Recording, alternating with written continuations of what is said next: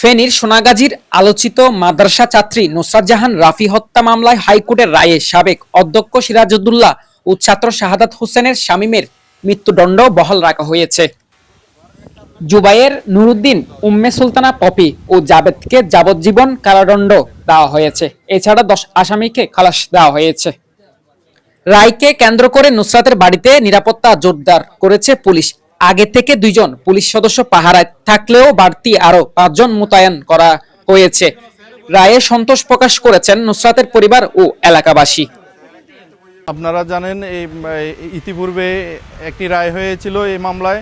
এই রায়ে অনেক নিরপরাধ মানুষকে ফাঁসানো হয়েছিল। আজকে আদালতের মাধ্যমে এই ঐতিহাসিক রায়ের মাধ্যমে আমাদের এলাকাবাসীর প্রত্যাশা পূরণ হয়েছে। একটা ভালো একটা রায় পেয়েছি। আসলে আমাদের যে প্রত্যাশা ছিল, আমরা যে এলাকাবাসীর যে প্রত্যাশা ছিল ওই প্রত্যাশা অনুযায়ী আমরা রায় পেয়েছি।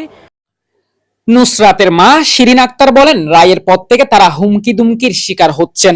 নুসরাত আত্মহত্যা করেছেন এমন প্রচার চালানো হলেও আদালতের রায়ে প্রমাণ হয়েছে তাকে হত্যা করা হয়েছিল। তিনি সন্তুষ্টি প্রকাশ করে সন্তানদের নিরাপত্তা নিশ্চিতের দাবি জানান। হত্যা করা হয়েছে, আমরা এই রায় আমরা আদালতের প্রতি অনেক শ্রদ্ধাশীল। আমরা জানি আমরা নিয়ে বিচার পাবো। এখন শুধু আমাদের নিরাপত্তার প্রয়োজন। কিন্তু আগে আজকে 7টা বছর অন্তত পক্ষে নিরাপত্তা ছিল, এখন আরো জোরদার বাড়াতে হবে।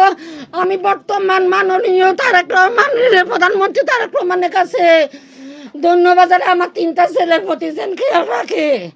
আমার ছেলের ঘরে মারিয়ে নেব, উড়া বাড়ি ঘর আগুন লাগাই হুমকি দামকি দিতে আছে রে, সরাসরি গুলি করি মারিয়ে নেব।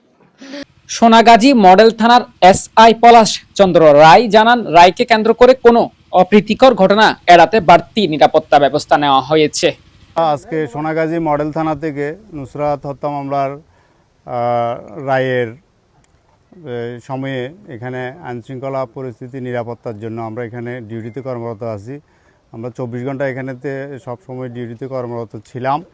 আজকেও সেই ধারাবাহিকতায় আজকে একটু পুলিশ ফোর্স বেশি আছে। আজকে যেহেতু রায় আছে, আপনারা ইতিমধ্যে জেনেছেন আমরা রায় হয়েছে এবং আমরা আসি ইয়া থেকেও থাকবো। এরপরেও আমরা যতক্ষণ পর্যন্ত না এখানে কোনো ধরনের বিশৃঙ্খলা, কোনো ধরনের ঝামেলা যাতে না হয়, আমরা সবসময় নিরাপত্তায় আছি, নিরাপত্তায় থাকবো।